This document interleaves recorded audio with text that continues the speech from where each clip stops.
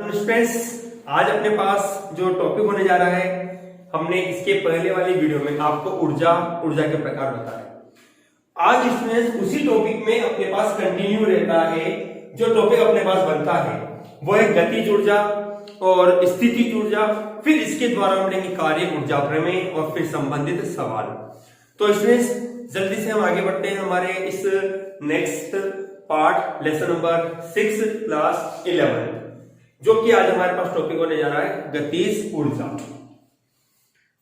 गतिज ऊर्जा, हालांकि मैंने आपको अपनी पहले क्लास में भी गतिज ऊर्जा की परिभाषा आपको लिखाई थी। गतिज ऊर्जा क्या है, इसकी इंपोर्टेंस भी बताई थी, किस प्रकार की होती है, इसका मात्रक क्या होता है, फॉर्मूला क्या होता है। आज स्टूडेंट्स बातचीत वही है अपने पास, लेकिन थोड़ा सा हम इसको डिफरेंस करेंगे। इसमें हम फॉर्मूला आपको ज्ञात करना बताएंगे कि गतिज ऊर्जा का फॉर्मूला हाफ mv² जो आता है वह किस प्रकार से आता है। ठीक है स्टूडेंट्स, चलिए जैसा कि गतिज ऊर्जा के बारे में हम जानते हैं, वस्तु की गति के कारण उसमें संचित ऊर्जा को उस वस्तु की गतिज ऊर्जा कहते हैं। देखो कोई वस्तु चलायमान है, चलायमान का मतलब है गतिशील है। अब वो चाहे नियत वेग से परिवर्तित हो सकती है या स्थिर वेग से, मतलब नियत और स्थिर एक ही वर्ड हो गया, परिवर्तित वेग हो उसका, कोई दिक्कत वाली बात नहीं है। दोनों ही स्थितियों में उसमें गतिज ऊर्जा प्राप्त रहती है। ठीक है ना। तो परिभाषा के रूप में अपन कहते हैं कि वस्तु की गति के कारण उसमें संचित ऊर्जा को, संचित का मतलब होता है एकत्रित होना, उसमें संचित ऊर्जा को उस वस्तु की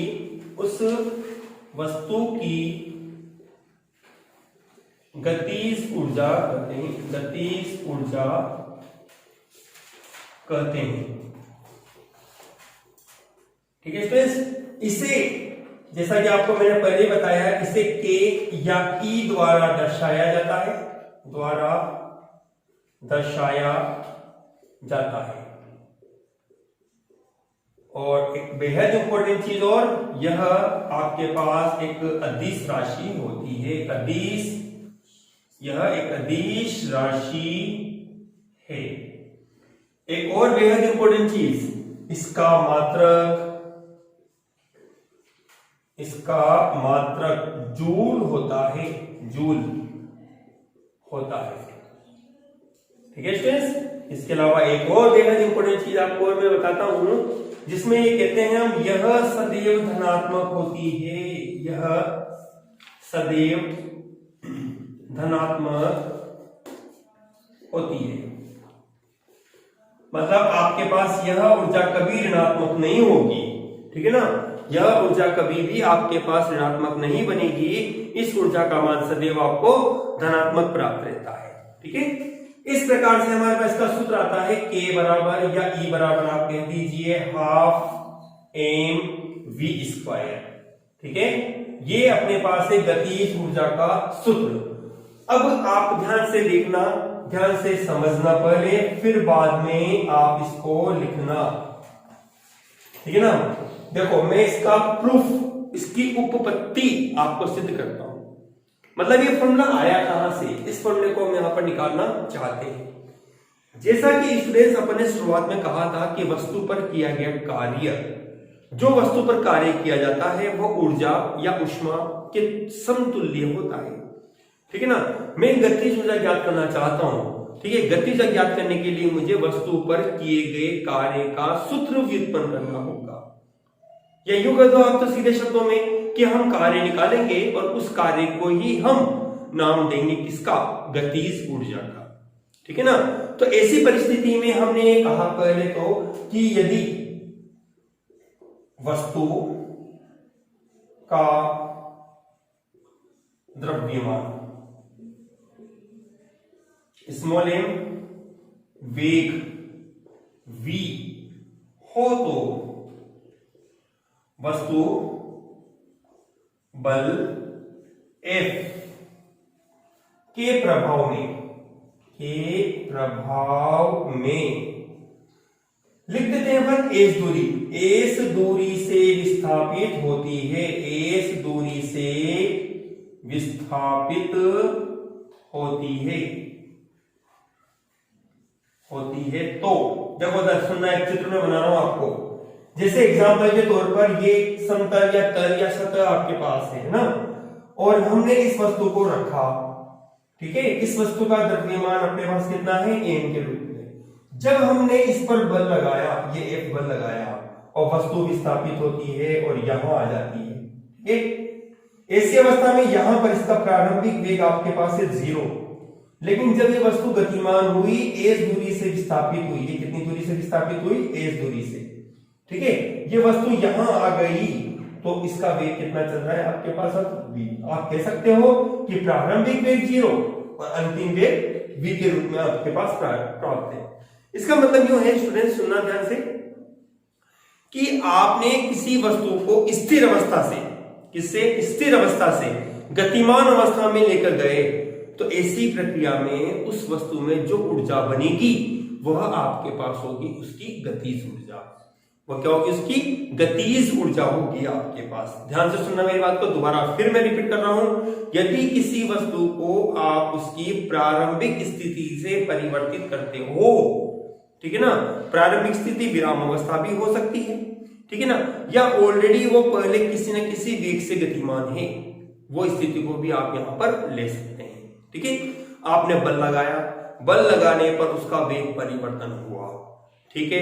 वेग परिवर्तन के बाद आपने कहा कि मैं कुछ दूरी के बाद इस वस्तु की ऊर्जा को मापना चाहता हूं, तो वो ऊर्जा आपके पास कैसे बनेगी, उसको आज हम हमारी इस वीडियो में आपको प्राप्त करना सिखा रहे हैं। इसके लिए स्टूडेंट्स अपने क्या कहा कि वस्तु का एक द्रव्यमान जिसको हमने कहा m, और हमने कहा वेग उसका कितना है v, और हमने ये कहा जब हमने इस पर बल F लगाया तो ये वस्तु s दूरी से विस्थापित होती है, ठीक है। इस प्रकार से जैसे ये वस्तु है, ठीक है, आपने इस पर बल F लगाया, कब, जब ये प्रारंभिक अवस्था u बराबर 0 थी, ठीक है। हमने कहा ये वस्तु विस्थापित हुई कुछ दूरी से और यहां आ जाती है, जहां इसका अंतिम वेग बन जाता है v। तो ऐसी परिस्थिति में हमने कितना कार्य किया, मैंने अभी आपको थोड़ी देर पहले कहा है गति जो डायरेक्ट तो प्राप्त नहीं होगी, ठीक है ना, आपको निकालना क्या है, कार्य निकालना है, और वो कार्य ही रूप लेगा किसका, गतिज ऊर्जा का। तो हमने कहा एस दूरी से विस्थापित होती है तो किया गया कार्य। अपन जानते हैं W बराबर होता है कार्य, W वर्क जिसको अपन कहते हैं, बल और इनटू विस्थापन। ओके, चलिए आगे चलते हैं। W बल होता है F, विस्थापन होता है S। मैंने इसको नंबर 1 ले लिया, ठीक है। देखो हम जानते हैं बल F बराबर होता है ma। चलिए साहब बल को इसमें रख देते हैं। तो हमने कहा अतः अपने पास बनेगा W बराबर m a और s, समीकरण नंबर 2। m आपके पास क्या है, द्रव्यमान, a क्या है, त्वरण, और s क्या है, विस्थापन, ठीक है ना। s क्या है, विस्थापन, a क्या है, त्वरण, m क्या है, द्रव्यमान, और w क्या है, कार्य। सुनो, यहां त्वरण क्यों लाए हम, दिमाग में बात आनी चाहिए, है ना। त्वरण क्यों आया, रीजन क्या है इसका, इसका रीजन ये है स्टूडेंट्स, आपने इसके वेग को परिवर्तित किया, कहां से, प्रारंभिक वेग से अंतिम वेग पर। हालांकि प्रारंभिक वेग 0 है, लेकिन वेग परिवर्तन तो हुआ ना, 0 से वेग बढ़ गया, कितना, वेग परिवर्तन ही तो हुआ ना। परिवर्तन कोई सा भी हो सकता है, धनात्मक में भी हो सकता है और ऋणात्मक में भी हो सकता है, ठीक है। चलिए अब अपने को निकालना है मान त्वरण A का। अब त्वरण A का मान अपन कैसे निकाले, देखिए हम जानते हैं चूंकि गति की थर्ड समीकरण अपने पास है, थर्ड समीकरण से हम जानते हैं कि v स्क्वायर बराबर होता है u स्क्वायर प्लस 2as। अब चूंकि यहां आपने माना है u बराबर कितना है, 0, तो अपने पास बनेगा यह v स्क्वायर बराबर 2as, या a बराबर होगा v स्क्वायर अपॉन 2s, समीकरण नंबर 3। ठीक है, आप क्या करिए, समीकरण 2 व 3 को शामिल कर दो, तो आपको मिलेगा W बराबर होगा m, ए का मान रखा v² अपॉन 2s और इंटू s, s से s कैंसिल हो जाता है, ठीक है। तो आपको मिलेगा W बराबर होगा 1/2 m v², ठीक है। और अपन जानते हैं इसलिए यह कार्य बराबर होगा k बराबर होगा हाफ m v²। इस तरह से आपके पास यह गतिज ऊर्जा का फॉर्मूला आपको प्राप्त होता है।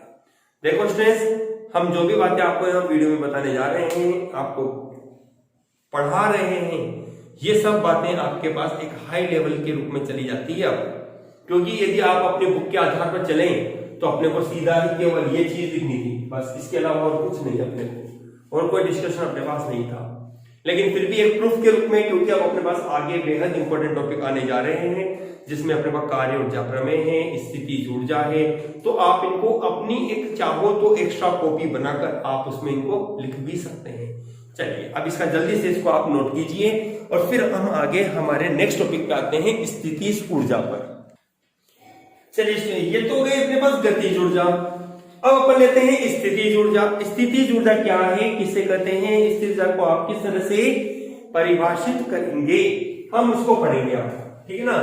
देखिए स्थितिज ऊर्जा के रूप में, जैसा कि हमने गतिज ऊर्जा के लिए कहा गतिज ऊर्जा क्या है, तो उसी प्रकार से स्थितिज ऊर्जा क्या होती है उसको भी हम ज्ञात करेंगे।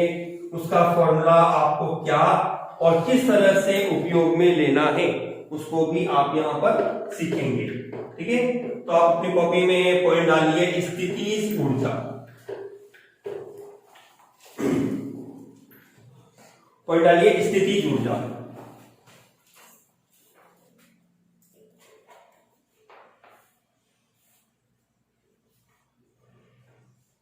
स्थितिज ऊर्जा को स्टूडेंट यू के द्वारा लिखा जाता है, यू। इसको यू के द्वारा फिक्स ही आपके पास है ना, इसको कोई चेंजेस अपन नहीं करते। यू के द्वारा चाहे वो इलेक्ट्रिक के रूप में पढ़ो, पोटेंशियल के रूप में पढ़ो, इलेक्ट्रिक पोटेंशियल एक ही बात है, मतलब वो स्थितिज ऊर्जा को इंग्लिश में पोटेंशियल एनर्जी बोलते हैं अपन, ठीक है ना। सामान्यतः लिखना तो पी से चाहिए, लेकिन पी से ना लिखकर इसको यू से लिखा जाता है, क्योंकि पी से अपने पास ऑलरेडी प्रेशर मतलब कि दाब, मोमेंट मतलब कि संवेग अपने पास ऑलरेडी होता है, ठीक है ना। तो इसलिए अपन इसको यू से लिखते हैं, यू अपने पास आती है पोटेंशियल एनर्जी के रूप में, ठीक है। पहले तो ये देखिए कि स्थितिज ऊर्जा क्या है। एक सिंपल परिभाषा के रूप में कहें तो वस्तु में उसकी स्थिति या अभिविन्यास या उसके आकार के कारण संचित ऊर्जा को उस वस्तु की स्थितिज ऊर्जा कहते हैं। देखो मैं बोर्ड पर परिभाषा लिख रहा हूं इसकी, वस्तु की स्थिति अभिविन्यास, अभिविन्यास में सारी बातें आ गई, इसमें आकार वगैरह है ना, स्थिति अभिविन्यास के कारण संचित ऊर्जा, संचित का मतलब होता है एकत्रित होना, संचित ऊर्जा उसकी स्थितिज ऊर्जा कहलाती है, स्थितिज ऊर्जा कहलाती है, ठीक है स्टूडेंट्स। जैसा आपने यहां लिखा है स्थितिज ऊर्जा कहलाती है, ठीक है। स्थितिज ऊर्जा जो है वो गुरुत्वीय ऊर्जा, प्रत्यास्थ ऊर्जा, वैद्युत ऊर्जा, रासायनिक ऊर्जा किसी भी प्रकार की हो सकती है। मैंने आपको बोला स्थितिज ऊर्जा, गुरुत्वीय ऊर्जा, पहले सुन लो क्योंकि इतनी सारी चीजें लिखना बेकार है, आप केवल सुन लें, परिभाषा समझें ध्यान से। हमने कहा स्थितिज ऊर्जा कई प्रकार की होती है, आप यूं कहो इसको, जैसे गुरुत्वीय स्थितिज ऊर्जा, ठीक है ना, विद्युत स्थितिज ऊर्जा। गुरुत्वीय स्थितिज ऊर्जा का मतलब हो गया पृथ्वी के गुरुत्वीय बल के प्रभाव में, गुरुत्वीय बल के प्रभाव में जो वस्तु की स्थिति, जो ऊर्जा बनेगी, जो ऊर्जा उसमें एकत्रित रहेगी, वो अपने पास क्या होगी, गुरुत्वीय स्थितिज ऊर्जा। वैद्युत ऊर्जा, हमारे पास ये लेसन नंबर आएगा आगे, गुरुत्वाकर्षण लेसन नंबर 8 के रूप में अपने पास होगा, जहां अपन इसके बारे में पूरा पढ़ेंगे भी सही। गुरुत्वीय स्थिति ऊर्जा के बारे में काफी कुछ पढ़ने को अपने को मिलेगा। फिर इसके बाद अपने पास जैसे वैद्युत स्थिति ऊर्जा है, तो वैद्युत स्थिति ऊर्जा है कि आवेशों के मध्य जब आवेश को आपने आकर्षण, क्योंकि अपन जानते हैं कि आवेश दो प्रकार के बनते हैं जिन्हें हम धनात्मक और ऋणात्मक आवेश कहते हैं। तो जब हम इनके विरुद्ध जो कार्य करेंगे, पास लाना या दूर ले जाना, तो वो कार्य आपको स्थितिज ऊर्जा के रूप में प्राप्त होता है, उसे हम कहते हैं वैद्युत स्थितिज ऊर्जा। इसी प्रकार से रासायनिक ऊर्जा, जो कि स्थितिज ऊर्जा का ही एक रूप अपने पास बनती है कि रासायनिक कणों के मध्य होने वाली क्रिया रासायनिक स्थितिज ऊर्जा कहलाती है। स्टूडेंट्स, स्थितिज ऊर्जा जो कि अपने पास सामान्यतया इसको भी अपन यू से दर्शाते हैं, इसे यू द्वारा दर्शाया जाता है।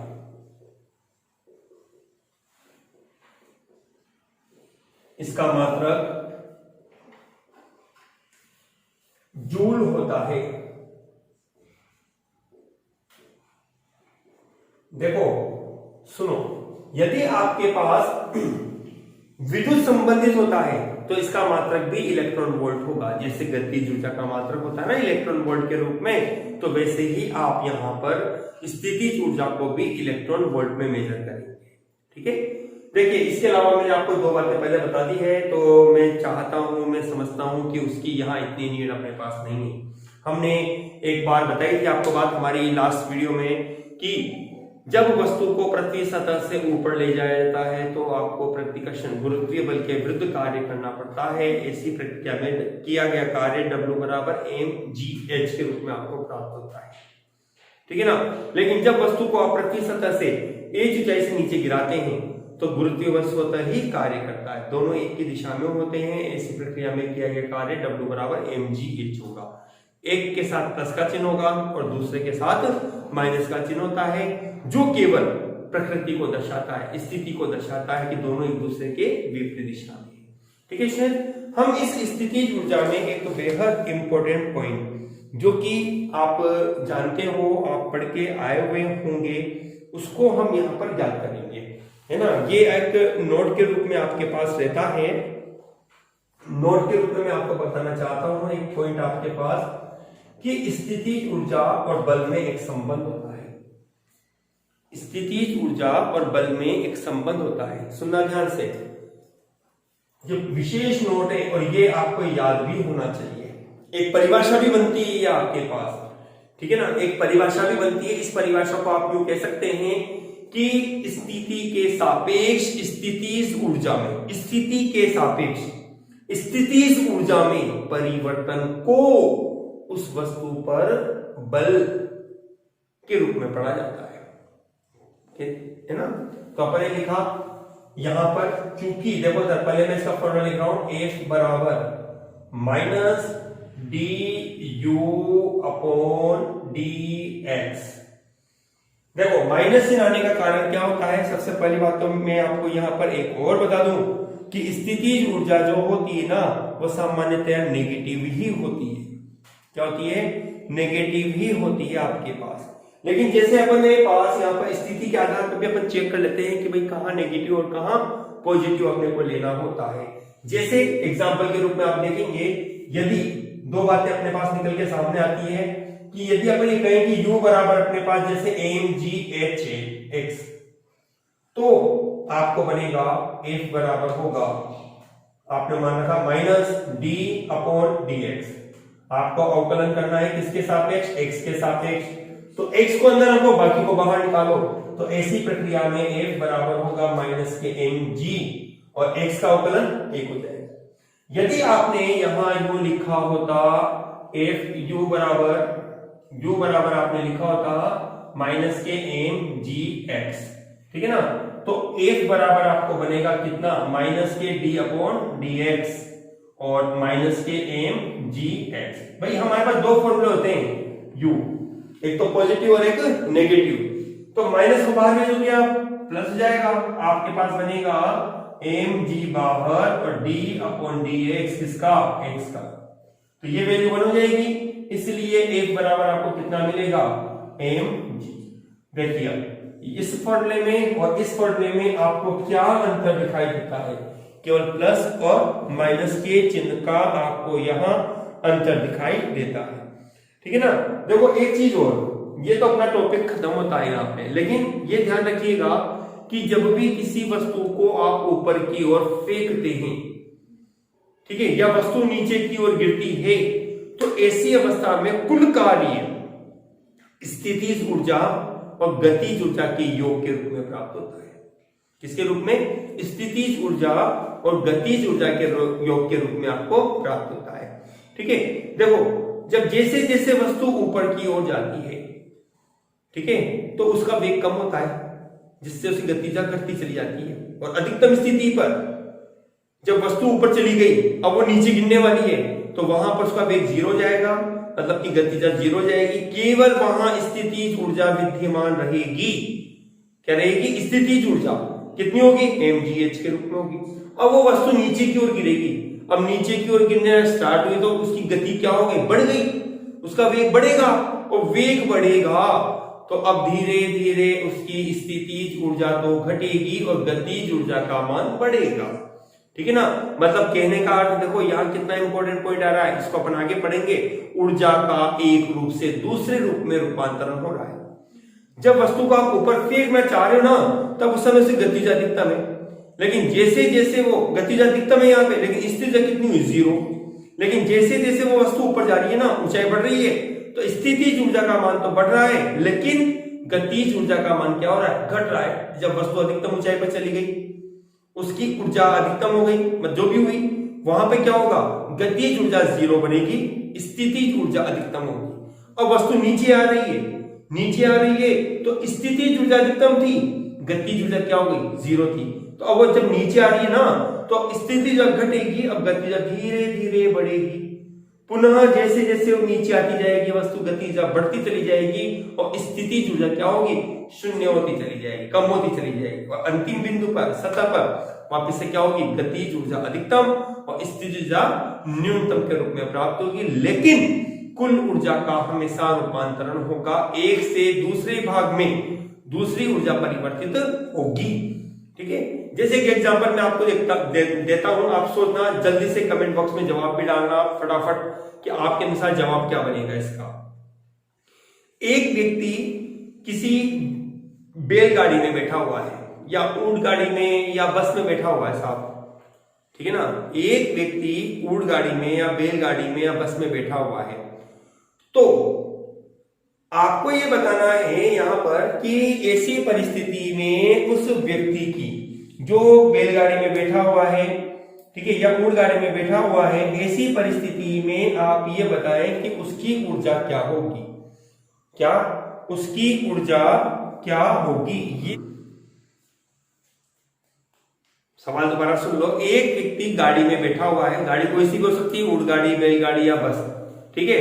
अब वो व्यक्ति कहता है गाड़ी के सापेक्ष देता हूं आपको, गाड़ी के सापेक्ष उस व्यक्ति की गतिज ऊर्जा क्या होगी, बताओ। गाड़ी के सापेक्ष उस व्यक्ति की गतिज ऊर्जा क्या होगी। सवाल को दोबारा सुन लो।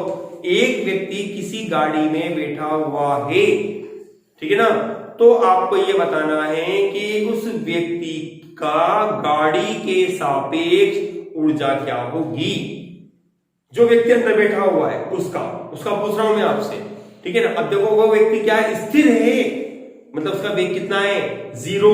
अब वेग 0 है तो गतिजा कितनी बनेगी, k बराबर हाफ mv²। v का मान कितना होगा, 0, तो गतिजा कितनी हो गई आपके पास, 0, ठीक है ना। लेकिन मैं कहता हूं आपको कि एक व्यक्ति बाहर से उस गतिमान गाड़ी को देख रहा है, तो बताओ उस वाहन की गतिजा क्या होगी, उस वाहन की गतिजा होगी k बराबर हाफ mv²। मतलब आपको देखो एक सीधा सा बहुत इजी ट्रिक बता रहा हूं आपको, आप इस चीज को समझ लो। जिसके सापेक्ष आप कह रहे हो ना, यदि वो व्यक्ति स्थिर है तो 0, यदि वो व्यक्ति स्थिर है तो गतिज ऊर्जा 0 बनी। इस तरह से आप ये पहचान सकते हैं गतिजा किस वस्तु के सापेक्ष क्या बनेगी, ठीक है। बहुत इजी तरीका मैंने आपको बताया है। चलिए इसमें मैंने आपको आज अपने पास गतिज ऊर्जा और स्थितिज ऊर्जा जो कि अपने पास आवश्यक सूत्र बनते हैं उसके बारे में हमने आपको बताया। अब स्टूडेंट्स हमारे पास एक अगला टॉपिक होगा स्प्रिंग की स्थिति ऊर्जा, तो उसको हम इसके बाद लेंगे, लेकिन पहले हम लेंगे कार्य ऊर्जा प्रमेय।